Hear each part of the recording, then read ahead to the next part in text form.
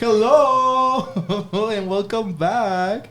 But before we get started, we wanted to say Happy Pride! Yeah. Of course, our first and comeback episode of 2026 had to be the Pride one. Of course. You can't put two queer Aries together in a room and not expect it. It had to be dramatic. It had to be dramatic. It had to be after a long, dramatic, silent pause. Yes. Producer, add dramatic music. Cue it. Nah, just kidding. Well, I'll pass it over to you to do a quick intro. Hi, my name is Betsaida. I'm one of the organizers with the New Mexico Dream Team, and this is the Beyond the Stars podcast, a project by the New Mexico Dream Team for community. Mm-hmm. And I'm here with... And my name is Brian Avila. You see him, el pronouns, and I'm the organizing manager with the New Mexico Dream Team. Super happy to be back in another episode of Beyond the Stars. Woo! We have a full plate for you to eat today. You know, we're gonna give you a full meal about Pride. You know, being a protest. We've been working hard. Super it hasn't been just silence in the office, although it has been silent for the podcast. But the work... But we're back. The work, we're about to tell you about this work. Emotional support break. You will see them around. And we're going to go they, them. Because Pride, hell yeah. It is. You'll see them around. And we're going to, you know, maybe get thrown a little bit. Just kidding, no. No throwing breaks. Unless you say the wrong thing. Or unless it's needed again, you know, because one break started a revolution, and we're gonna talk about that. Like I said, we're so ready and so happy to be back for Beyond the Stars. I miss this girl. I miss this. I miss us. I miss y'all. Yeah. I miss me. Mm-hmm. I'm kidding. And on top of, you know, everything we're gonna be learning, we're also gonna introduce you guys to the 5 freedoms. We're gonna give you a little taste into why, you know, we believe this specifically 5 freedoms will get us to be, you know, liberated, not only as undocumented people, but as BIPOC, oppressed communities, and just queer folks overall. Because, you know, we got to start somewhere, and the 5 freedoms is our starting point. Yeah. And we want you to know a little bit about that as well. Mm-hmm. So with that as well, we want you to stick until the end, because we have a special guest for you and a very, very cool person joining us. But we're not going to get into that right now. We'll want you to wait until the end, and then we'll talk more about it. Ease me into it, daddy. So, you know, we'll get started with a very... Sucks that it has to be demanded. It should be given. But we believe that all people should have access to housing, healthcare, and education. Right? Yeah. So I want you to tell me a little bit about... Let's talk about the history. Yeah. Let's talk about the context. How did we get here? Exactly. How are we, you know, going from like being queer, being criminalized, drag being criminalized, like our bodies, our minds, our sexuality, our love being criminalized, to having month-long parties and having all kinds of like celebrations, events, all kinds of people in high visibility positions now, and a whole market, a whole economy being created from this holiday. Right? How did we get here? Girl. While we are living through an attack on our trans community. How does that happen? All right, let's talk about it. Let's get into it, right? Because it all comes back to racism and capitalism. Always. Right? Always come back. We'll get right into it. In the 1960s, right? Let me set the stage for you. This is when the civil rights movement is going on, right? Like they are desegregating schools. We know how hard those fights were, how difficult those conversations were, how loud and how hard people had to organize and work just to get bare minimum common sense human rights. Human rights. And we know that getting policy passed was not the end of it, right? We still had to implement it. And so on the coattails of that civil rights movement comes this question of what happens to gay people, right? Because we start getting intersectionality. Where were we, girl? We've been around for forever. We've been around. So where were we during this time? So in the 1960s, we're on the coattails of the civil rights movement, right?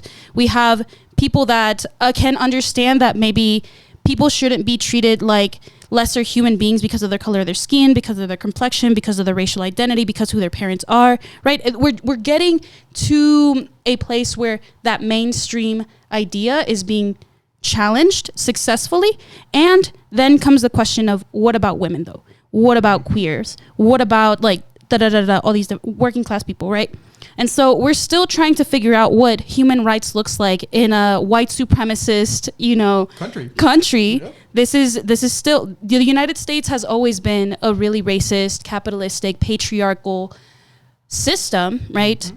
And this is a really critical moment when especially black individuals in this country have finally, made some progress again to challenge these things. They started speaking up, right? Mm-hmm. They started coming together. They organized themselves to really show the people out there, like, we exist and we're here to stay.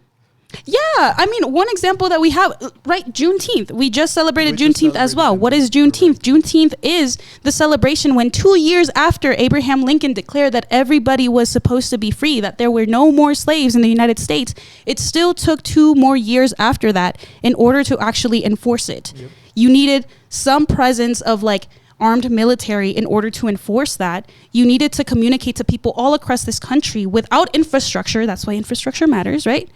And that now we have a holiday that commemorates that, right? Mm-hmm. And some people might not know that. We hope that if you learn nothing else, at least you learn that tidbit, what Juneteenth is about. Yeah, learn your history, learn where we are, learn where it comes from. And, this is again, another example of why we need to know our history. Because again, going back to the 1960s, you have the coattails of the civil rights movement and this question of what about gay people, right? Mm-hmm. Especially with incredible poets, authors, philosophers, black radicals like Audre Lorde, right? Mm-hmm. Like Angela Davis, oh my gosh, there was so many. There's so many queer people helping, MLK, etc. We've been here. Yep. Anyways, so people are, starting to expand this idea of what it means to be a human and what it means to be, allowed to exist. And so, of course, again, because this is a capitalistic, racist society, patriarchal, all those things, we still haven't fully addressed how to give equitable and open access to healthcare, to housing, right? We have a president right now that was benefiting from the exclusion of black people and queer people during this time. He was alive. Yep. These people were alive. Some of these people that are in Congress right now, they can talk about this from a completely different perspective. Right? So what does it mean to have them in power right now too and not us? Not doing anything to support it, right? If they saw how people struggled back in the day, what's happening now? And that can be, part of the problem. We have folks that might know the history, but they also don't know how to imagine a world outside of that, right? And so we have people that say that's just the way it is. That's the way it's always been. No, maybe that's been your lived experience, but it shouldn't be. There is more. There is more that we can do. There is more that can come about. Right? And we're talking about this, lack of access to healthcare and housing, but imagine that on top of the HIV and the AIDS epidemic. Exactly. Exactly. It was literally getting hit from all sides all the time, 24/7. It's insane, right? And this is when media in American culture is really trying to drill down on this idea of maybe we don't need racism, but we need a nuclear family structure. We need everybody to play their role, right? The wars. Yeah, the wars are happening. Oh my gosh, God is punishing us all. And God is going to punish especially queer people, right? Because that's unholy. That's not allowed. That goes against our values as a Christian nation. Our values as if I'm a citizen. I'm not even a citizen. What is it? This isn't Betara. Cut that. I get it. I'm sorry. Give me citizenship. No, but that's the reality. Right? In order to assimilate into this society, you still have to play some sort of the game. Nuclear family. And so religion. Yeah. And so I'm thinking of Captain America, right? And what he represents. That's kind of the era that... Which Captain America? I'm just kidding. Oh, that's funny. I love Marvel jokes. But that's kind of what's happening, right? So we get the AIDS epidemic and people are blaming people that are queer for this horrible epidemic instead of, again, the lack of infrastructure, the poverty rates, the lack of access to housing, the lack of access to education, just for being who you are, right? And so, again, the infrastructure was never built to save or support people like us. And we're really seeing this in the 1960s, okay? That's the setting. That's the America that exist at that time, and people are still finding culture, right? People are this country found a way to drink when it was illegal to drink. They're gonna find a way to love and find themselves, to find joy, regardless of it, whether it's legal or not, whether they let us or not. We're gonna be here. That people yearn for community. The people yearn for a little kiss, a little forehead kiss. Fun, joy. We need it. We're human beings. It's part of our system. It's in our DNA to be able to, create spaces where we're happy, where we feel, where we can thrive. Exactly. Where we can thrive. Oh my God, clip that. And so, people found that, right, in clubs, right? People are watching their loved ones, their friends die from HIV, AIDS, and the lack of access to healthcare and education and protection for us all. And so people are organizing, right? People are trying to figure it out, find a way to survive, as we always do.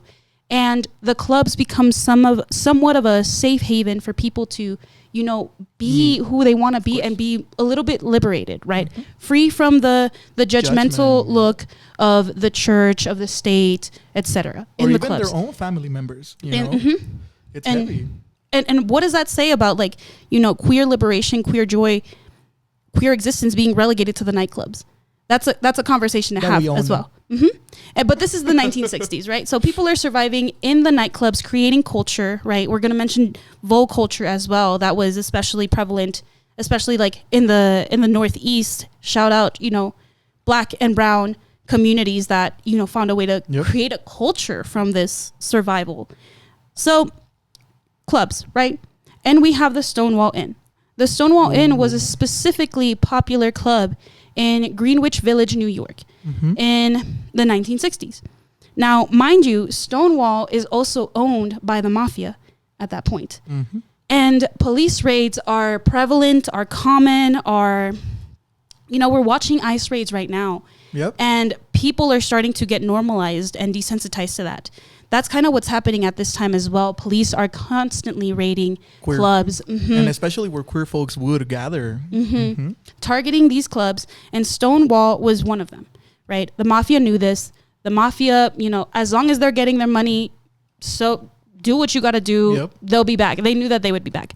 So queer people, there's lore, there's history that apparently the disco balls were being used as a way to signal to folks, right? The way that the lasers hit the disco balls, apparently that was a way to signal to the patrons, hey, there's a police raid coming. How about you start moving out? Don't make a scene, but let's start, And See, so different languages. Oh yeah, there's a whole lore of queer languages that were born out of this need to communicate, but under the radar. Yeah, without being able to put it out there into the world, right?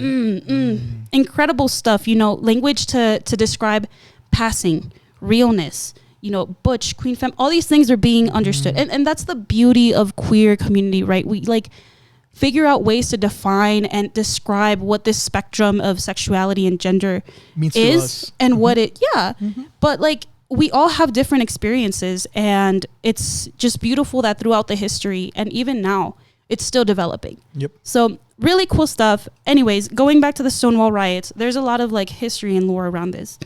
But one day, so there is a series of raids that are going on in the clubs, and people are starting to get fed up. The Stonewall Inn was not the first and was not the last time that people fought back. But it was a really good spark. Yes, a spark. And the media captured that spark, captured the pictures of people, being dragged by the police. And it's so sad Brutal because pictures. And it reminds me, of the we've known that ICE raids have been happening. We know that about the inhumanities in the immigration injustice system.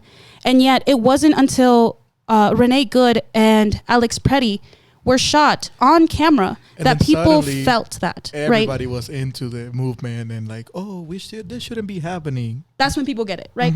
And so this is what's happening with the Stonewall riots as well. People know that this is happening, but now we have images. We have vivid images that capture the horror of this, and the also how angry queer people can be, how upsetting it can be to have your identity and your body just put that that on a newspaper. Right? Yeah, constantly policed, constantly vilified, demonized. Literally criminalized for existing. Sounds familiar. Which, yeah, exactly. But what they keep forgetting about painting us in this way is that when you make us highly visible, whether you paint us as a villain or whether you paint us as an angel, people are going to identify if they are part of the community, right? And so these images start to bring people together, start to help people understand how violent this police state is specifically to queer people, right? And so people, especially again during the AIDS and HIV epidemic, with no infrastructure for housing, no access for healthcare, all these different things, people are dealing with poverty. And so this sparks a whole movement across the whole world, in the United States and in the whole world. That's how visible and how big it became. Yeah. Right. People started to say, yeah, I don't deserve to get beaten up by police like this, because in the civil rights movement, that is exactly what happened. So again, riding on the coattails of the civil rights movement is important context for us as queer people to understand our activism and the queer liberation movement as well. And also knowing that, like, back in the day, internet didn't exist. People were not finding this out by just Googling it up, right? Like, it wasn't popping up, right? Like, it took time and it took a lot of building for the media to, like you said, really pay attention to it. And then it went worldwide. This is also tidbit. This is also when, there's understanding, there's studies being done on the apartheid, the genocide that's been going on in South Africa as well. So again, like, Black radical philosophers, political thinkers, poets, artists are working hard to define our rights for us again in a way that is not limited by technology the way that it is now, right? It's not surveilled the way that it is now. So this is a frontier for a lot of movements, for a lot of peoples, for a lot of understanding. And we get incredible people like Marsha P. Johnson and Sylvia Rivera, who are at the forefront of the Stonewall riots, right? Explaining to people why it's important for all of us to stand together and why we need everybody to stand up for the most marginalized. You need to give the mic to the most marginalized voices, because directly impacted folks. Because that's who's going to know and be able to see the faults of the system and the infrastructure, the lack thereof, because they live in those forgotten shadows sometimes, right? Like, being queer and being undocumented, you have to come out twice. And we often talk about how difficult it is to just come out as an immigrant, right? But then you have to come out as queer as well. You have to deal with, like, levels, layers of judgment, attack. The judgment, las miradas, like los susurros que dicen, like that type of stuff. It's heavy. It could be heavy, for sure. I'm so sorry. I'm like going off through the history. I'm like, keep going, girl. Where are we going? I'm on a motorcycle here. But right, we get just the giants, the ancestors of, like, thought and ideas that we're getting here is delicious. It's incredible. You can keep learning and learning about them. They weren't perfect, but we get, like, little pieces of puzzles, right, from all these people. Right. Something that we can learn from. And we still have people alive today that, can speak to some of this history, that can speak to some of the language, the regional differences, the slang, the art, the movement, the clubs, right? And we should definitely, like, listen to them when it comes to give them the mic. Give them the mic again. Yeah, and learn our history. But anyways, so we're talking about the lack of infrastructure, what's going on, how we start to get this liberation movement, and people start to organize, right? They see what happened at Stonewall. They start listening to people, or people start fighting for that mic and getting it, right? Because they have good ideas.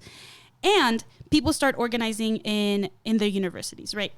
So they created student groups, right? Students start organizing, and when students start organizing, again, that's within a university setting. That's within an institution, right? Once you start organizing in schools, you start to get a little bit more support, a little bit more infrastructure, access to funding, things like student clubs. That's why students are so important. That's why youth is so important to these movements. They're the future, but they also have unique opportunities and ways to create infrastructure when there is none. Exactly. So that's how we start to get to this point where it's a little bit more normalized. You start to find a little bit more community.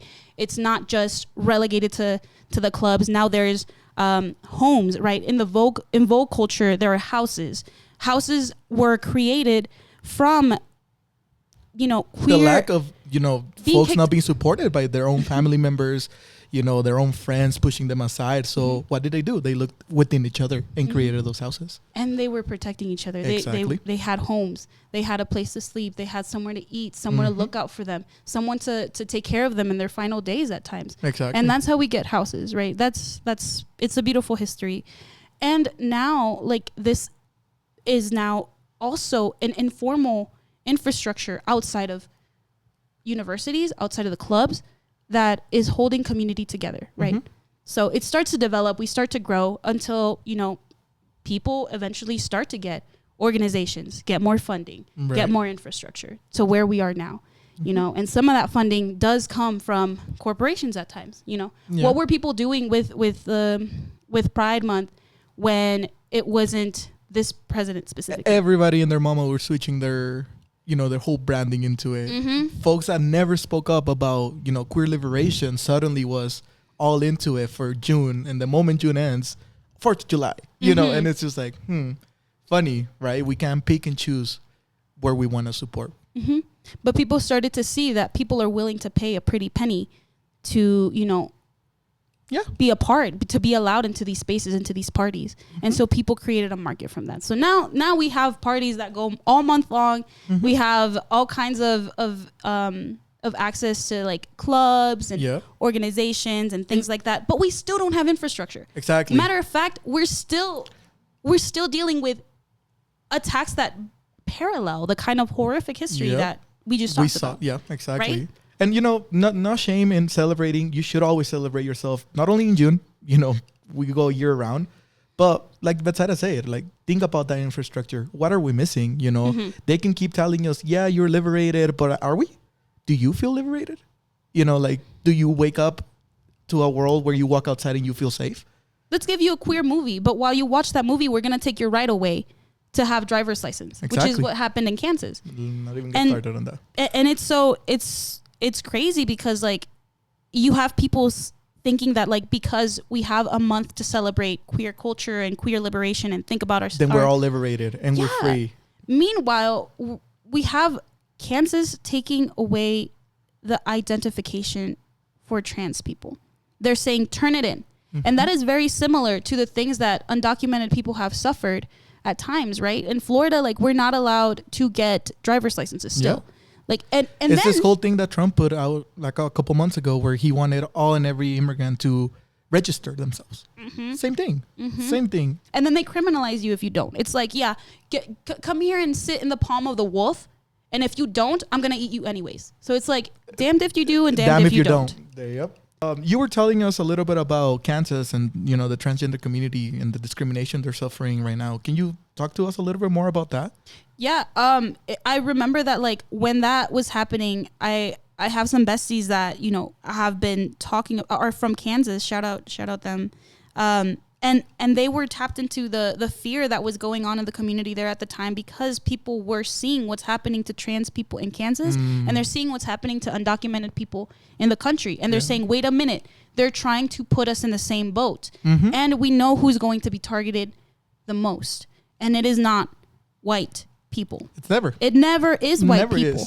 They are, it is seen as like collateral damage. That's literally how people talk about, these tragedies. I mean, online sometimes. Yeah, when we don't move forward from like the word of collateral with like ICE and their collateral arrest that they do, at public spaces and things, like, come on. Yeah, and so here you are, you have a demographic of citizens that are being stripped away from their identification.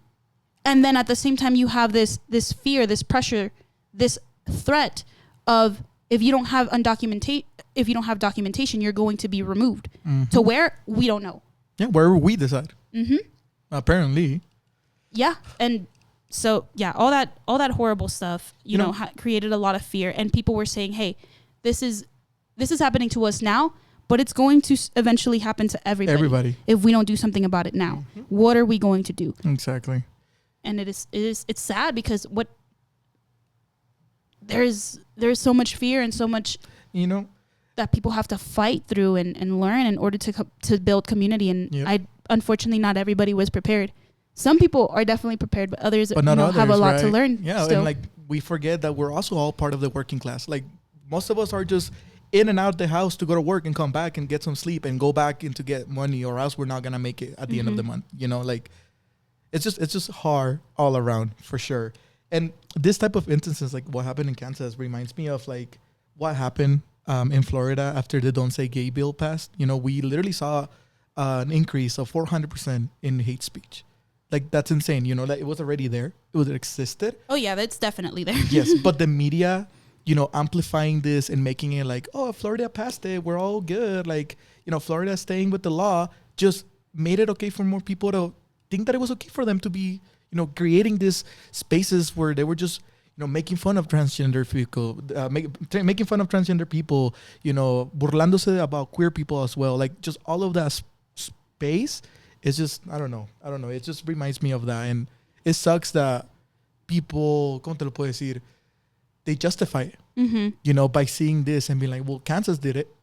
You know, why can't this other states do it? It sucks, right? Like, no, girl, you should be mad that Kansas did it, right? Like, don't normalize it. That's what I'm trying to get at. Shouldn't be normal. No, 1000%, because then it actually like starts affecting people that didn't expect to be affected. Right. And then they're like, well, how did we get here? Eh. But I'm not queer, but I'm not trans. But you might look like what did Senator, the senator from Texas, what did she call that girl? Blonde butch bitch.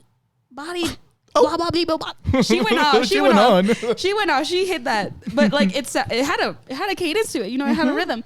But that's the thing, like people think that it's not going to affect them until someone says, "Hey, you as a woman, you look kind of mannish. Let me see your genitals." So just for that? Yeah. And it's like, exactly. Oh, but I didn't think that I was going to be, you know, part of it. Girl, look, you, especially us Latinas, like I know I had a mustache in middle school. Oh, and you rock that shit. And you know what?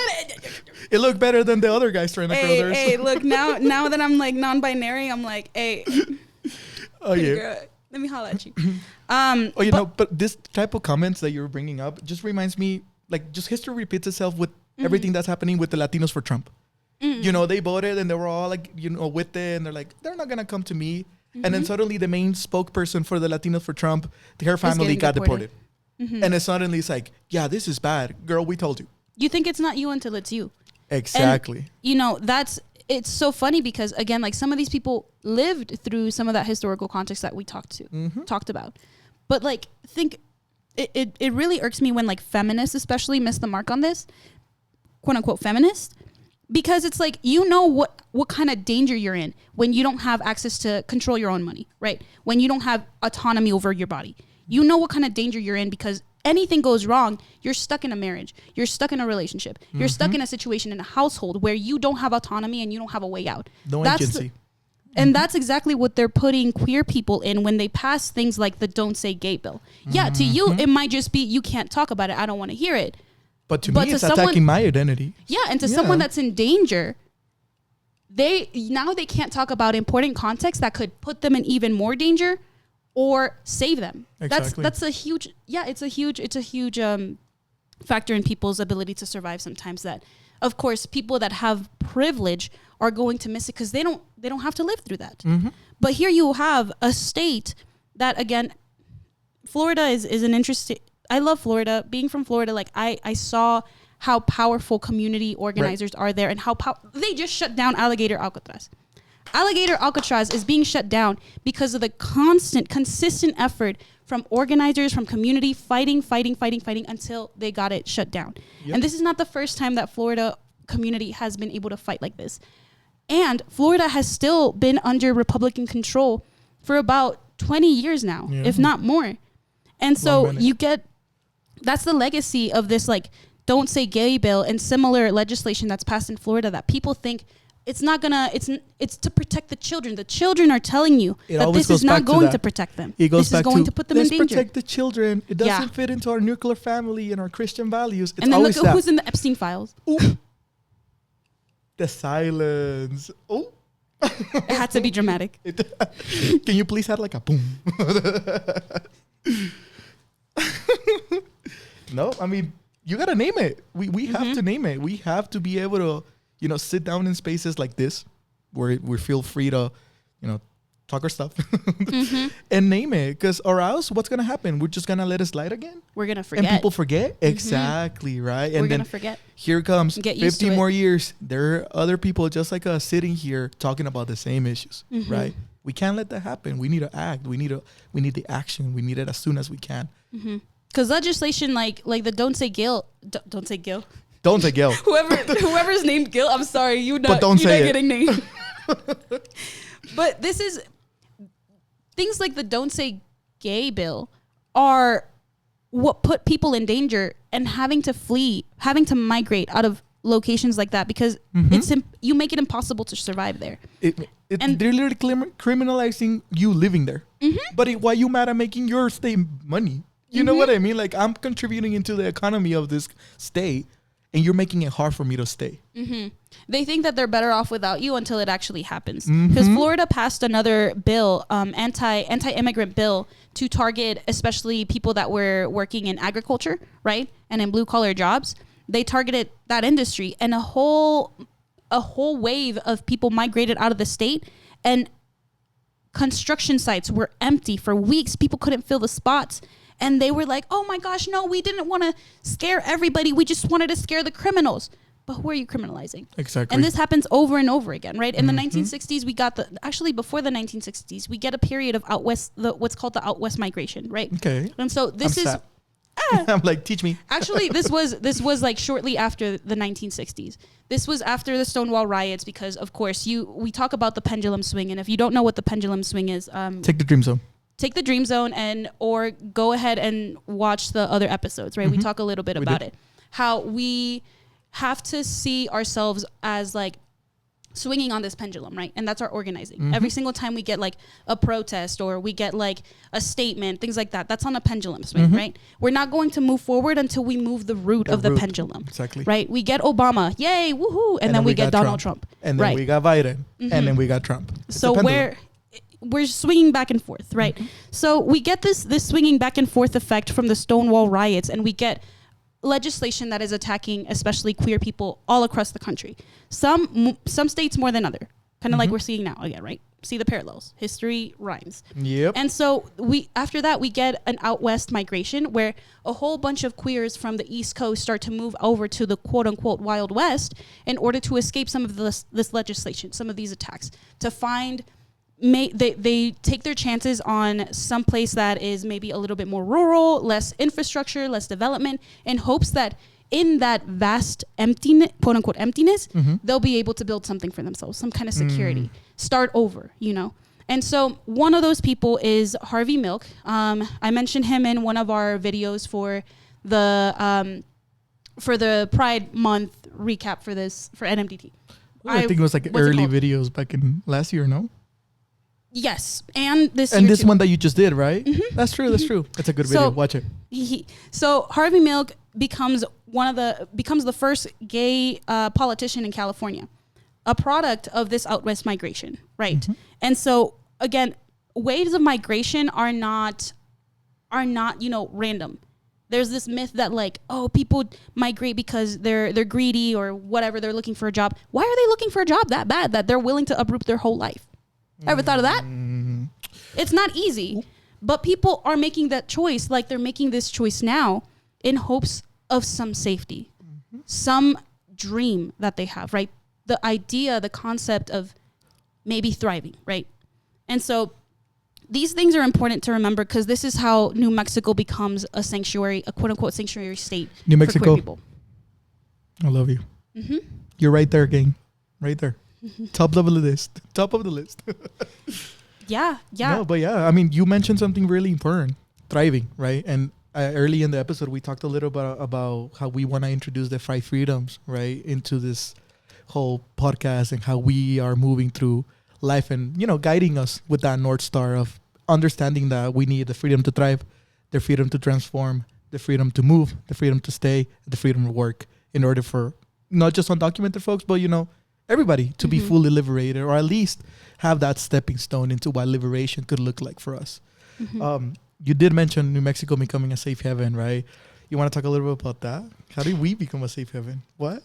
Yeah. Like shout out, you know, the quote unquote idea of the Wild West being like this empty, vast, wild, land, as if it wasn't occupied by indigenous people first. But even still, like, indigenous people here had the Two-Spirit identity. Mm-hmm.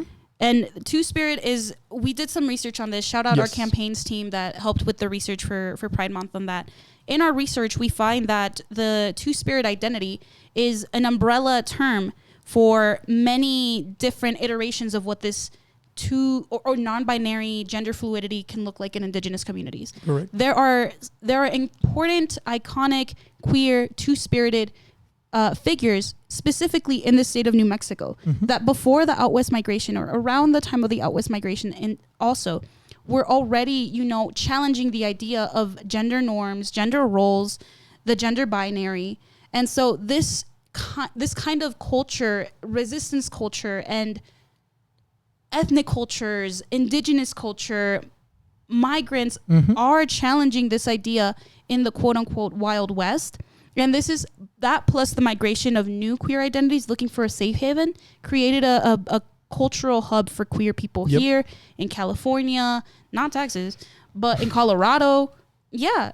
And so like that context matters because you can track down like where the gay bars are, right? Where the gay clubs are, where the pride parades are marching, where they're being held. Yep.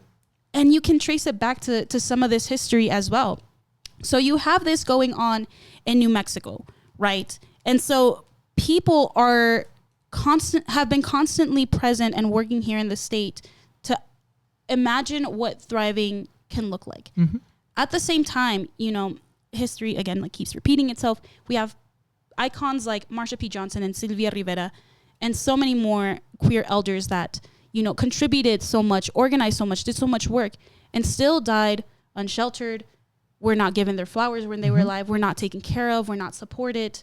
And so this idea of thriving, it can't be just, a movie. It can't just be, a nice, pretty little detail that we talk about sometimes. We have to know our history. We have to see our tie to it and look at the people around us in real life and be like, how do we fit in this together? And what can we do together now? Yeah. And just what can I do to make sure that you're going to thrive? What can you do to take care of me, to make sure that we're going to be safe? And it takes all of us. It really does. And just the understanding that the queer movement has had a vast, history and unnamed giants that have gone, that passed away without housing, like you mentioned. All right. So according to Google, Marsha P. Johnson passed away in 1992 and Sylvia Rivera passed away in 2002.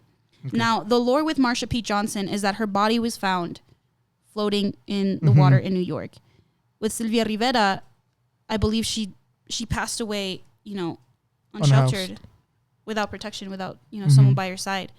And it's so interesting because these are common names now. Like people can talk about this. Yeah. And what are we doing right now for our trans community? We have immigrants that we know their story and they've also passed away. And these are more recent. Yep. What has the state done that celebrates queer safety and queer liberation? What is the state doing for them? Nothing. We want to name them, right? Joanna and Roxana. They passed away in detention here in New Mexico very recently. Like we said, again, because they were seeking a better life, they got put in this awful detention centers, and they died because they were denied their medication. Again, recently. Goes back all the way to what we were talking about in the beginning. No access to healthcare, right? Like the freedom to move was not there, right? Like you said, what is New Mexico doing for this type of folks? What are we doing to protect each other like that? Yeah, you can't say that you stand for queer rights and trans rights if you're going to look at stories like Johanna and Roxana and be like, oh, that was just, it was a mess up. We're sorry. That doesn't cut it. What is the C word?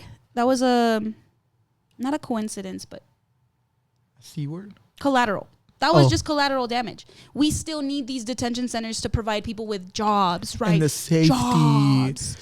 It always goes back to that. Now the data centers are going to give you jobs next, right? They'll take all your water, but at least you have a job. Yep. Jobs.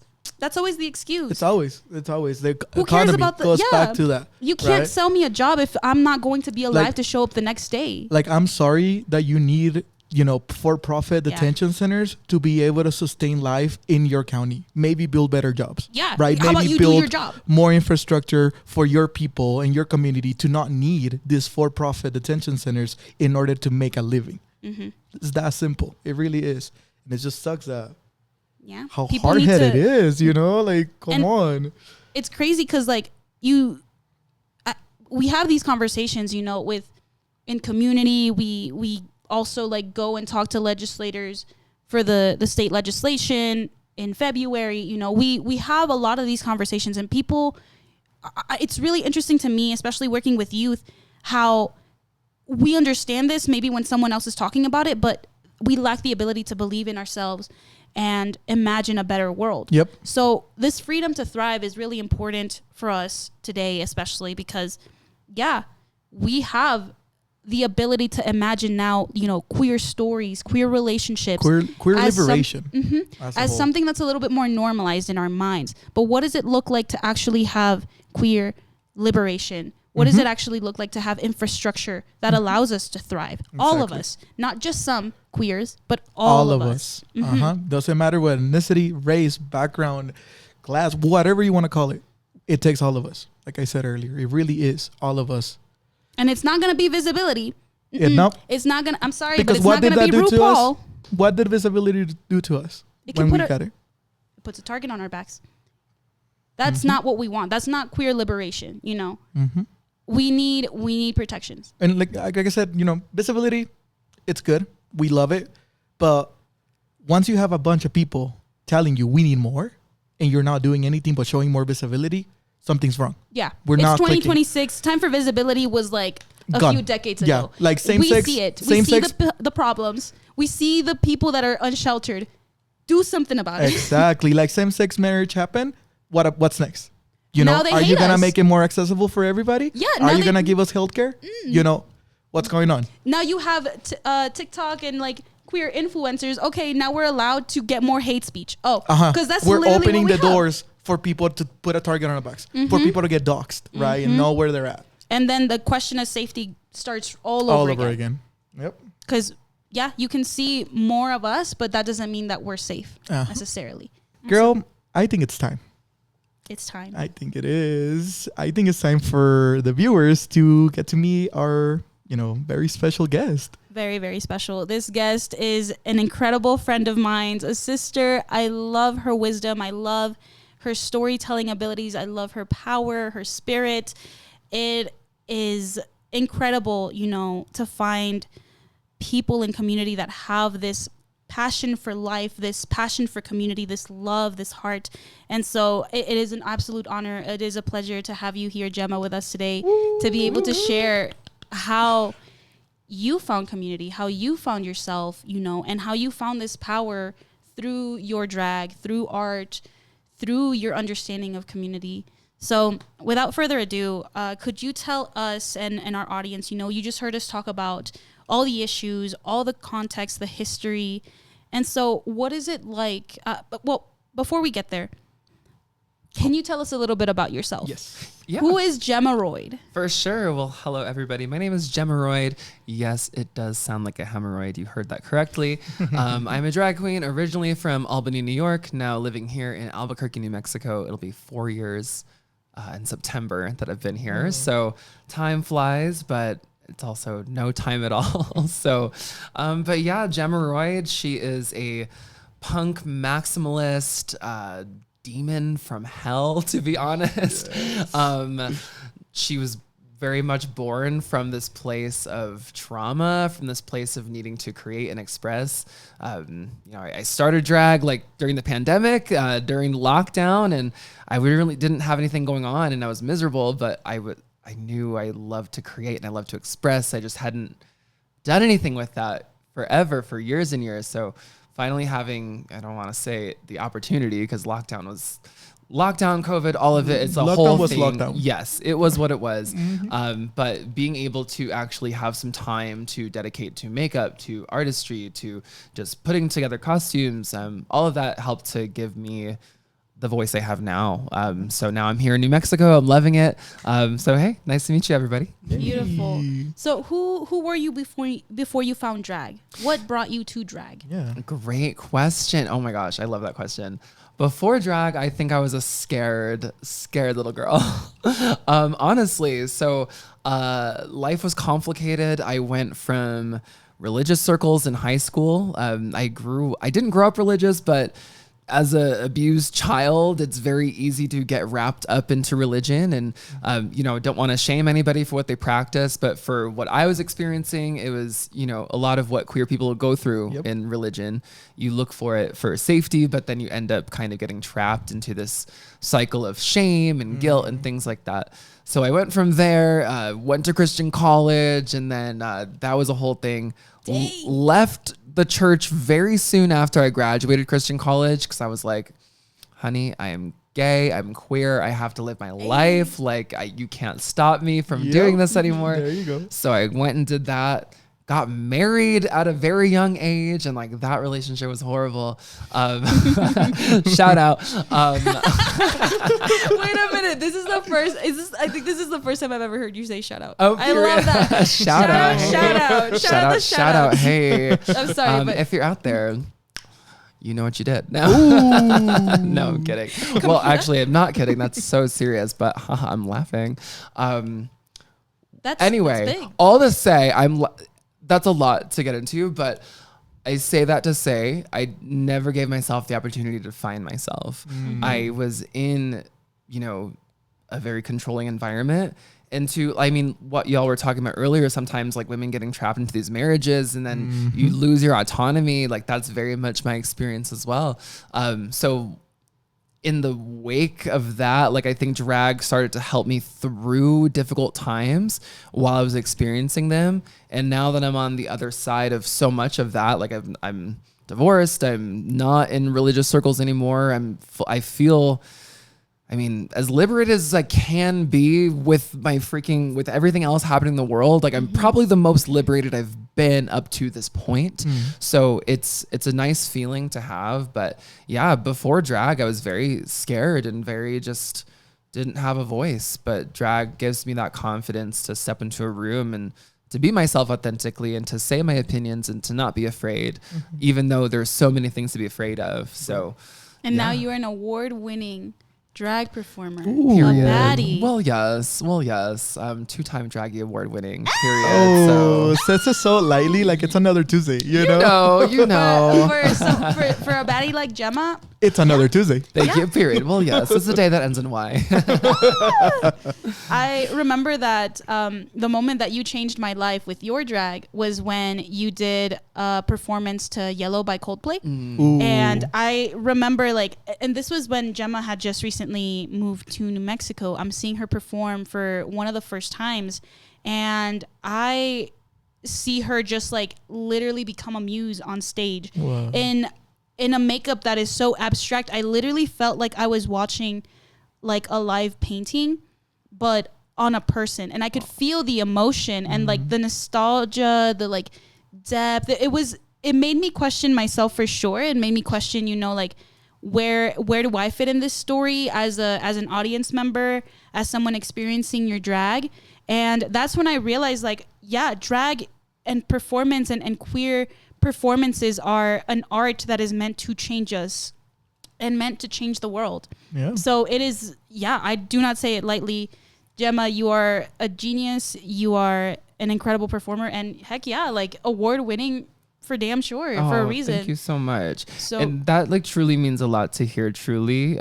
Because honestly, drag is as silly as it can be sometimes, like that Yellow number you're talking about. I don't want to give too much away, but every time they say the word yellow, something else yellow may appear on stage.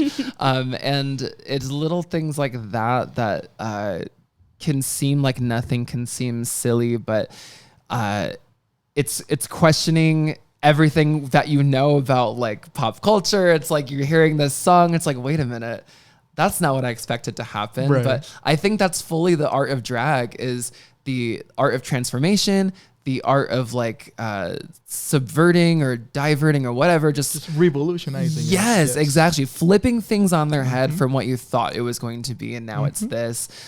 Openly doing like that performance. I kind of laugh because I see sometimes people will make memes on Instagram. They'll say like, oh, drag isn't inherently sexual. And then it's me doing like kind of a sexual act with mustard on stage. Oh, so no. It's like, but that's also it too, right? Like queer culture comes from like so much of what we survived through. Well, I fortunately did not have to survive the AIDS epidemic, but our people did. We do walk on their shoulders. Exactly, absolutely, we 100% do. So like to get to create expression that is sexual, that is sensual, that is like revolting. Drag was for a very long time sequestered to the nightclubs, and now it's so mainstream when we get to be at brunches and different things like that. But for my personal drag, I really do love to just dive into the fact that this is a club, this is at night, and this is for queer people, queer adults. And I'm primarily a performer for other adults. And so that's a much safer space to do a lot more expressive things. So anyway, all that to say, thank you so much. I appreciate that.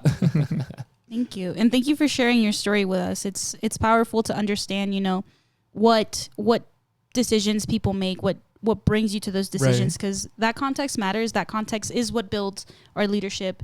That's what builds leaders. And so we're talking about leadership. We're talking about queer art, and how I'm curious, have you seen your art, your drag, as a way to help you envision yourself thriving? Absolutely. Wow. 1000%. Literally. Oh my gosh.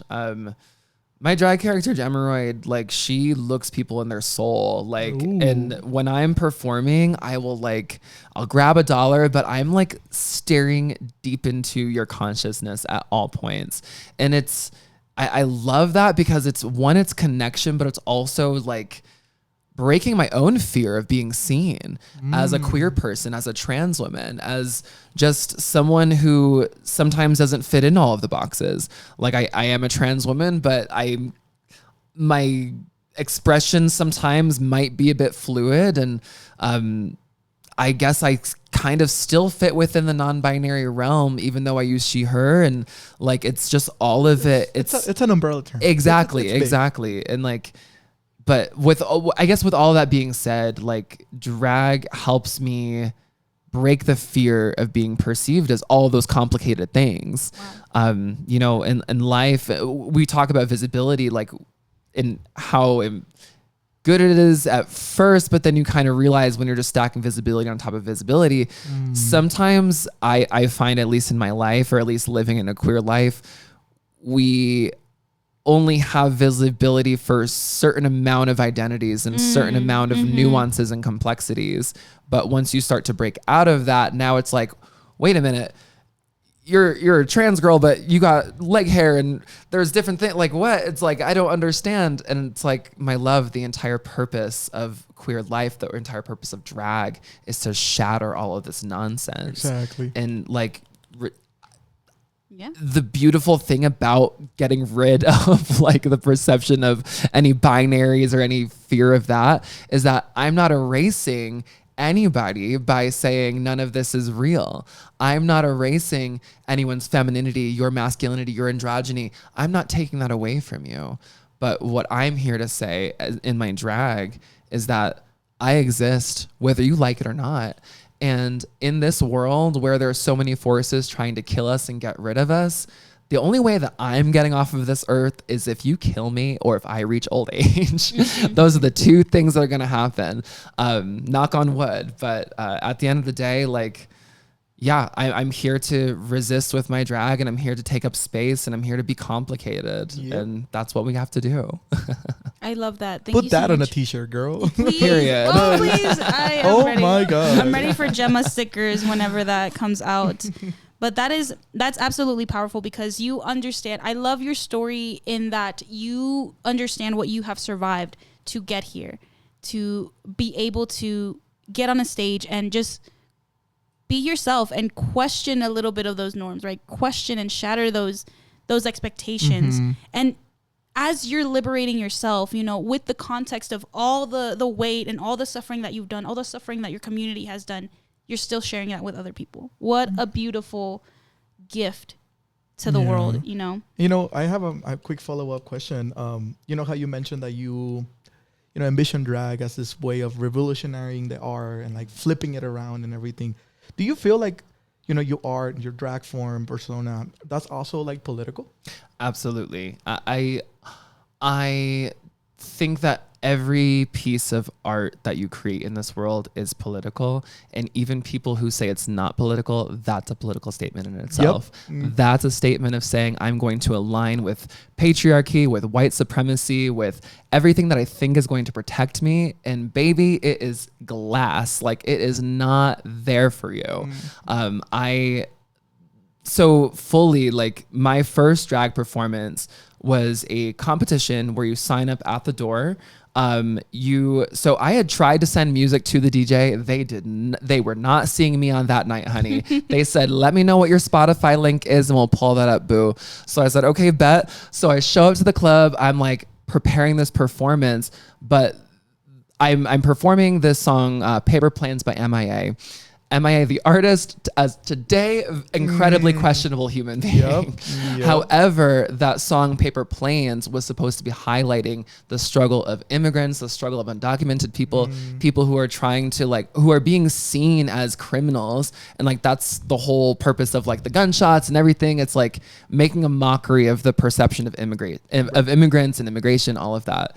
So the final reveal to that first performance, and you can find it somewhere on Instagram. I'm tagged in it. Go look it up. But the final reveal is I pull up my shirt and I have Abolish ICE. And that was like 2021. Perfect. You know, and so for me, drag has always been political. And I did that at that time because we were in a state of lockdown, but there was still continuing funding towards ICE that was being progressed by would be progressed by the Biden administration, continuing to fund ICE. And so with all of this that I had in my mind, I was just like, this is not looking good for anybody. Like, what are we doing? And I'm doing a song that's about immigration. How am I just going to collect dollars and say, yippee, it's for me? Like, no, if you understand the purpose of this song, why would you not try to bring the original intent at least? So for me, drag has always been political. And like, I think back to that performance all the time and how, I don't know if I believe in coincidences or not, but the fact that I'm in a place like New Mexico where like this is, I mean, the fight has been real for a very long time. And I'm just stepping into the reality that so many people are facing. And it's honestly reality specifically for people who are like down here on the Mexican border or close to it. Like, these are stories that you hear up in New York, at least when I was in the Northeast, but you don't see it and you don't see that fight.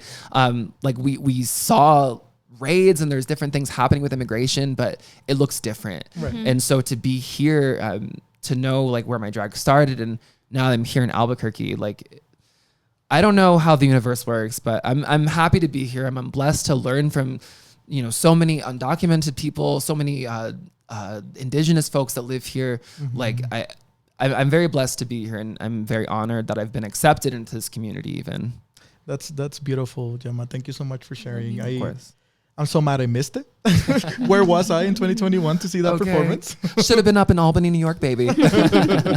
But I love what you mentioned, right? Of like, you know, I'm bringing this song in that talks about these struggles, and I'm just, you know, here collecting the dollars. Like, you brought up a good point of like, you know, we gotta use our voice, right? And you understood that you were holding a stage with a bunch of people, you know, that one way or another ended up in that space watching people perform, and you used it to make a political statement, as in abolish ICE, right? And CVP, because those systems were still in place and we're still, you know, gaining money from the detention of it, or just the inhumane treatment of immigrant folks. So I really, really, really appreciate you, you know, taking the stage and doing that, because we need more of that. I have one last question. Yes, go ahead. So with all of that said, and again, thank you so much for sharing your story.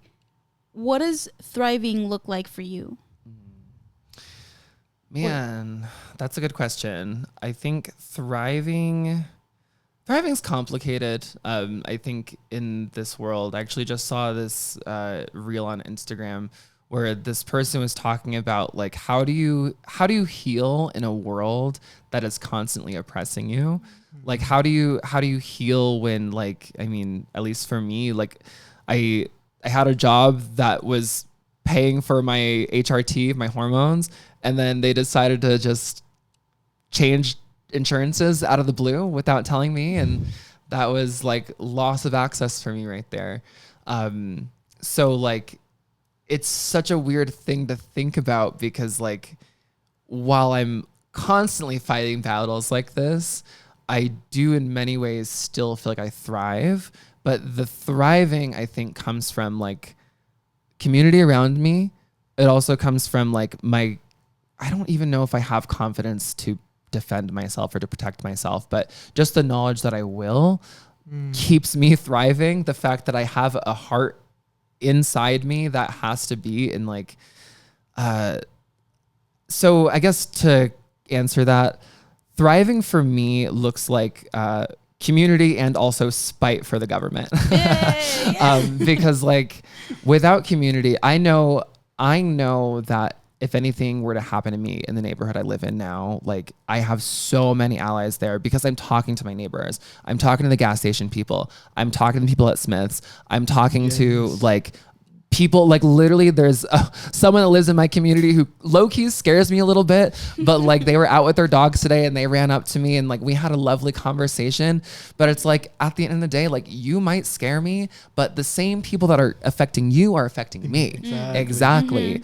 And like I don't know. I don't know how we get through life without each other, without the knowledge that like we can sit here and judge each other all day. And we will. And we will. And we will. And we will. And we will. Okay. And we will. But in terms of like the things that are placed upon us in society, like I can see someone in my neighborhood who's like probably been to jail a few times. And like, honestly, like maybe their attitude towards me is a little aggressive. At the same time, dear, like we have to understand that slavery is only legal in today's world in the prison system. There's a reason why those people are a little aggressive towards you. Correct. There's a reason why someone who's been through incarceration might not be so nice to you at 10 o'clock in the morning. Exactly. Not all the time. I'm not going to generalize, but like that was, just an example from my story today. The new Jim Crow. Exactly. Mass incarceration. 1000%. And oh my gosh, that just like brings me to another thing I was thinking about earlier when y'all were talking, like how we're all affected by the same things. The police system we have today was started from slave catchers, literally started from people trying to hunt down runaway enslaved people. And that transforms into the police. That has now transformed into ICE. ICE is being trained by Israel. And like it all just comes into this one thing where we're all being affected by it. So wow, I got into all of that, but thank you. Yes, yeah, I need to name it because this is what we're facing when we're talking about thriving. Exactly. This is what we're facing when we're talking about like building a better life for ourselves. It's the one barrier that we're facing. Exactly. One of many. Yes, so many. Yep. So, thriving for me means like resisting, finding community, always finding ways to say no to things that honestly you don't consent to. Like that is just good for your personal life and for things that society brings you. I love boundaries. We all love boundaries. So and being able to have them too, especially for like queer people too. Like, wow, yes, we are a big giant challenge to sexual and gender norms. And that doesn't mean that you just get access to our bodies for that as well. Like that's one thing that's like really interesting, especially in some of these like incel underground conversations, right? They think that like, oh, this is what you wanted, right? This is what this is why you're doing it, right? This is what the parade looks like. That's not thriving, honey. No. I really, I want to hone in to what you said earlier about you talk to your neighbors. Yes. It is so important to get to know each other. 100%. Because the messaging for this year's Pride in Albuquerque was no one is safe until all of us are safe, right? And I think it's something that... And we'll make sure of it. Oop. I think it's something that we should not, just overlook or just let it pass through. Like, we really got to hone in into that idea of, like, it really takes all of us to get out of the systems and change it to a way that will make us thrive, right? To something that would help us get out of this hole that, sadly we just been put into. Like you mentioned, we didn't get to live through the AIDS epidemics, Right. but that doesn't mean that the remnants of how they felt is still affecting us in some type of way. So, yeah, I really 1000%. And like, honestly, like, just to kind of add on, I think the beautiful thing about being in queer community is that queer people are actually in every single community. Yep. We're We're everywhere. every single demographic. There are undocumented queer people, indigenous queer people, incarcerated queer people, homeless queer people. Everybody, we're out here. And so all of our struggles are intertwined. And so 100%. We've been around forever and we will always be around. That's right. Simple as that. Thank you so much, Gemma, for, showing up today and bringing out your knowledge and your art and how you make it political into the world. And, we can't wait to see you keep performing and keep growing, and we will tag you and everything. And yeah, just super happy. Thank you, Gemma, also for bringing your story and for helping us really understand how, your art is political. Your art has a message, and queer artistry, drag, is a way of creating this culture of resistance to sustain us, through the different iterations of the horrific things we keep going through, and imagining and building the skills to build a better world, right? We can't get to that idea of thriving if we don't first survive, especially our most marginalized community members. So having someone like you in drag to educate us and share your story on that is incredibly invaluable. And I'm happy that we're able to capture a little bit about that and share that with folks. 100% agree. And, talking about sharing with folks, we have a couple takeaways we want you to leave with. One being, keep talking to your neighbors, keep organizing each other, know who lives around you, because we will save each other. It takes a community. El pueblo salva el pueblo. And just keep understanding that pride. We love it. We love to be out there, but it's still a protest, and look at it from that perspective. Absolutely. And I would say too, just find ways to say no, wherever you can, to things that are oppressing us, whether you are seeing someone be taken away, whether you are seeing someone's rights being stripped away, whatever the situation is, like, just find a way to say no. It's terrifying, but there is more of us than there are of the people who are out there who want to take us all out. And you know exactly who I'm talking about. But seriously though, just continue to say no and find each other in community. Yeah, thank you. And my takeaway from this conversation is that we deserve to feel prideful and, orgullosos and strong and confident, not just 1 month out of the year, but for the entirety of our lives. Our youth deserve that. Our elders deserve that. Working class people deserve that. We deserve that. And it's not enough to just be satisfied with a month or with a party or with one place. We have to keep fighting and keep imagining and pushing our imaginations and pushing each other to, continue to imagine ways to say no, imagining ways to resist and survive and keep each other accountable and safe and in community. So thank you both for the space. Thank you for the conversation. Yeah. And, we have our thing that we do, a call of action. But of course, since we have such a special guest today, we're going to have Gemma. Yes. Call to action, I would say, we live in scary times, and there are so many of us who are under constant pressure, under constant surveillance. I can't say don't be afraid, but remember that our collective liberation is found within each other. And if you put yourself out there to reach out to someone that you might not realize you have a connection with, you probably have a lot more in common than you realize. So create a safer world for everybody. Create a safer world for homeless people, incarcerated people, undocumented people, indigenous folks, Black folks, trans people, everybody. Find ways to do that in your communities. Love each other, and mwah. Well, that was a beautiful way to end this episode. Thank you so much, Gemma, for being here. Thank you, divas over there in the camera watching us. We love to see you here. And again, thank you for joining us in another episode of Beyond the Stars. And we hope to see you in the next one. Any final says? Stay gay. Write the pen. Yep. Keep the pen. Hold the pen. Yep. And stay involved. Write the story. Thank you. Nice.